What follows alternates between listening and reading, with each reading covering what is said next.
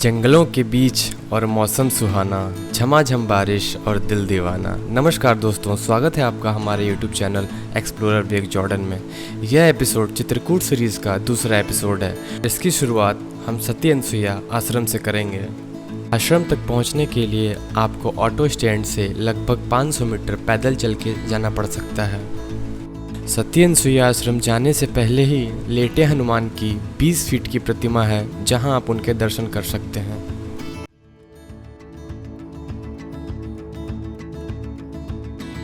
माता अनसुईया करदम और देवहूति की 9 कन्याओं में से एक तथा अत्रि मुनि की पत्नी थीं। आश्रम में प्रवेश करते ही श्री श्री 1008 श्री स्वामी परमानंद जी महाराज की समाधि बनी है। उनके दर्शन के बाद हम आगे बढ़े। माता अनसुईया ने राम, सीता और लक्ष्मण का अपने आश्रम में स्वागत किया था। उन्होंने सीता को उपदेश भी दिया था और उन्हें अखंड सौंदर्य की औषधि भी दी थी। सतियों में उनकी गणना सबसे पहले होती है तथा कालिदास के शाकुंतलम में अनसुईया नाम की शकुंतला की एक सखी भी कही गई है।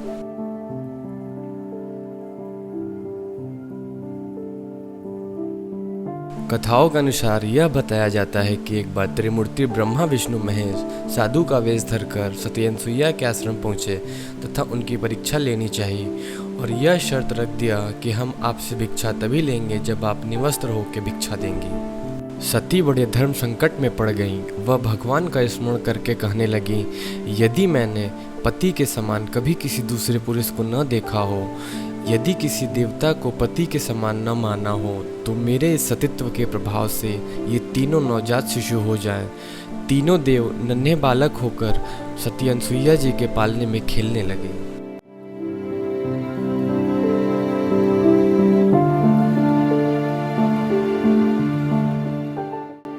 परमानंद जी महाराज का डमरू, खड़ाऊ व कमंडल आज भी उसी तरीके से रखा हुआ है। इस आश्रम की सबसे चमत्कारिक चीज अखंड धुना है। वहाँ के पुजारी जी ने बताया कि यह धुना लगातार 80 वर्षों से जल रही है। इस चमत्कारिक धुना के दर्शन करके व उसके राख की तिलक लगा के हमारी चित्रकूट की यात्रा धन्य हो गई। प्रभु की कृपा से हमें संतों व सन्यासियों के बीच बैठकर दिव्य भोजन प्रसाद ग्रहण करने का सौभाग्य मिला। लोग इतने सौभाग्यशाली हैं कि सती अनसुईया आश्रम में हम लोग को दिव्य भोजन मिला। जो यहाँ का प्रसाद होता है, हम लोग आज वो ग्रहण किए हैं। तो यहाँ का जो रीति रिवाज और नियम कानून है, एक मतलब सन्यासी की जो ज़िंदगी जी जाती है, वो आज देखा करीब से और बहुत ही अच्छा लगा। और सच में यही असली ज़िंदगी है, बाकी सब तो मोह माया है। आश्रम में प्रसाद ग्रहण करने के बाद आगे की कड़ी में हम निकल पड़े गुप्त गोदावरी की तरफ। माता अनसुईया के दर्शन के बाद हम लोग आ चुके हैं अब गुप्त गोदावरी और हम लोग जा रहे हैं गुफा के अंदर। आपको हम दर्शन कराएंगे। गुप्त गोदावरी से आपको एंट्री के लिए वहां पे बने काउंटर से 20 रुपये प्रति व्यक्ति टिकट लेना पड़ेगा। गुफा की तरफ जाने के लिए यहाँ से सीढ़ियाँ प्रारंभ हो चुकी हैं और थोड़ी लगभग 50 सीढ़ियाँ चढ़ के हम लोग जाएंगे गुफा के अंदर। आपको हम दिखाते हैं कि गुफा में कैसे कैसे जाना है और कितना सकरा रास्ता है। हम लोग प्रथम गुफा में प्रवेश कर चुके हैं और बहुत ही सकरा रास्ता था। और अंदर आप देखिए, ऊपर स्फटिक की शिलाएं हैं। और गोदावरी नदी का नाम लेने पर महाराष्ट्र के त्र्यंबकेश्वर का नाम सामने आता है, पर गुप्त गोदावरी की यात्रा काफ़ी रहस्यमयी है।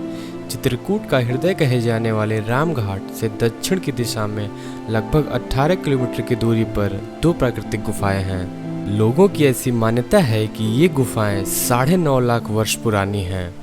राम दरबार में आगे की तरफ सुईया माता की प्रतिमा है। वहीं से आगे जाने पर सीता कुंड का दर्शन होता है। कहा जाता है कि माता सीता यहाँ स्नान किया करती थी। इस कुंड से आगे आते ही धनुष के आकार का एक कुंड है, जहाँ से गोदावरी नदी गुप्त रूप से प्रकट होती है। वनवास काल में माता सीता जी के वस्त्रों को चुरा के मयंक राक्षस भागा था, जिसे लक्ष्मण जी ने मार डाला और माता सीता के बाल से यहीं पर लटका कर गुफा में ही बांध दिया था, जिसके लटकने के कारण खटखट की आवाज़ आती थी। तब से इस स्थान को खटखटा चोट के नाम से भी जाना जाता है।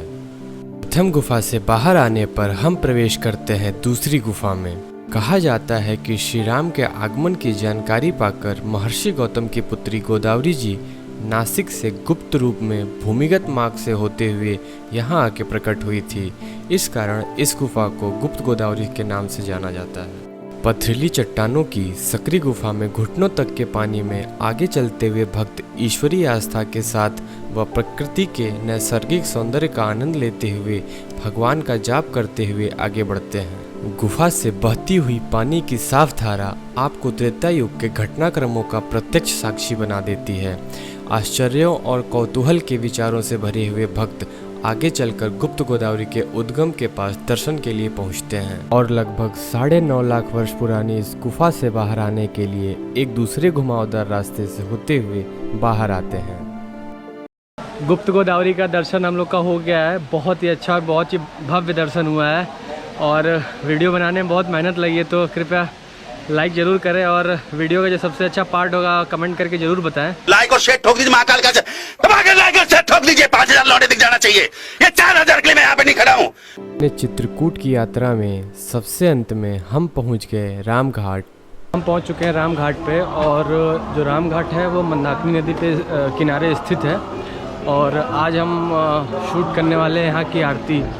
तो आप मेरे साथ वर्चुअल राम घाट की आरती का आनंद उठाइए।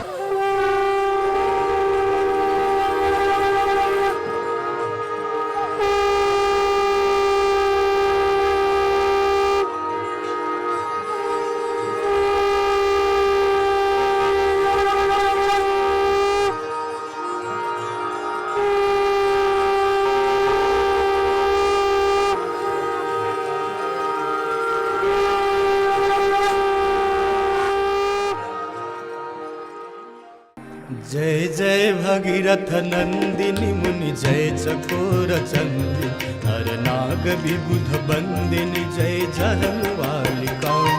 जय जय भगीरथ नंदिनी मुनि जय चकोर चंदी नर नाग विबुध बंदिनी जय जहनवालिका।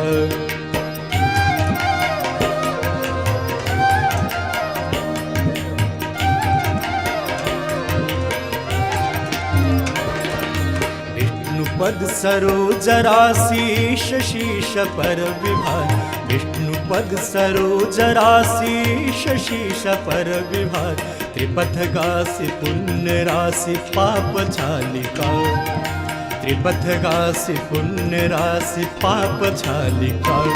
जय जय भगीरथ नंदिनी मुनि जय चकोर चंदी नर नाग विबुध बंदिनी जय जहनवालिका।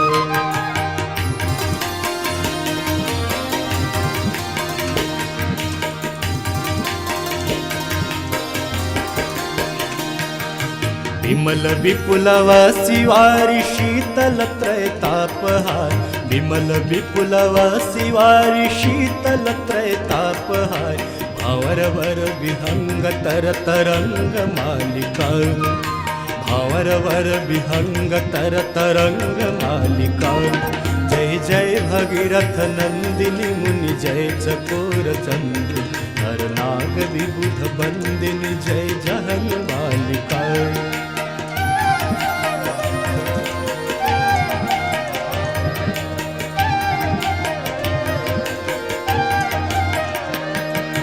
पुरजनो पुजो पहाड़ शोभित शशि धवल धार पुरजनो पुजो पहाड़ शोभित शशि धवल धार भंजन भव भार भक्ति कल्प थालिका।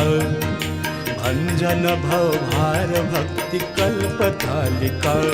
जय जय भगीरथ नंदिनी मुनि जय चकोर चंदी नर नाग विबुध बंदिनी जय जहनवालिका।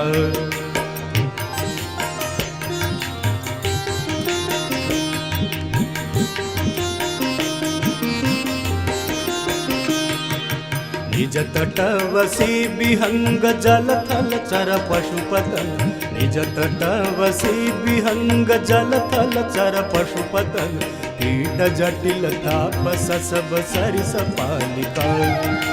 कीट जटिल तापस सब सरिस पालिका।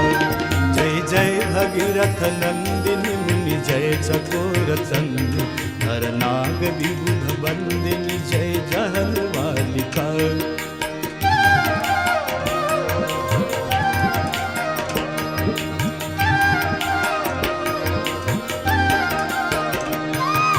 तुलसी तब तीर तीर सुमिरत रघुवंश वीर। तुलसी तब तीर तीर तुलसी तब तीर तीर। तुलसी तब तीर तीर तुलसी तब तीर तीर। तुलसी तब तीर तीर सुमिरत रघुवंश वीर। तुलसी तब तीर तीर सुमिरत रघुवंश वीर। विचरत मति देहि मोह महिष कालिका। विचरत मति देहि मोह महिष कालिका।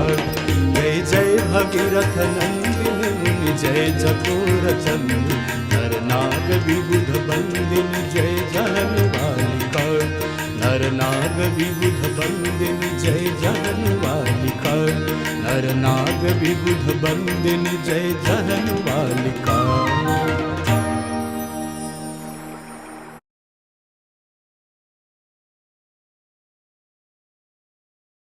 मंदाकिनी नदी किनारे स्थित यह घाट एक शांत तीर्थ स्थल है। इस नदी के स्थान को भगवान राम, देवी सीता और लक्ष्मण के साथ संत गोस्वामी तुलसीदास का साक्षात्कार स्थल भी माना जाता है। यह चित्रकूट के प्रमुख घाटों में से एक है। यहाँ नदी के किनारे पर रंगीन नौकाओं के सुंदर दृश्यों के साथ सायंकाल होने वाली आरती का अति मनमोहक दृश्य देखा जा सकता है। मंदाकिनी नदी में दीप प्रज्वलित करके हमने अपनी चित्रकूट की यात्रा को संपन्न किया। तब तक मिलते हैं आपसे अगले नेक्स्ट व्लॉग में। तब तक के लिए धन्यवाद।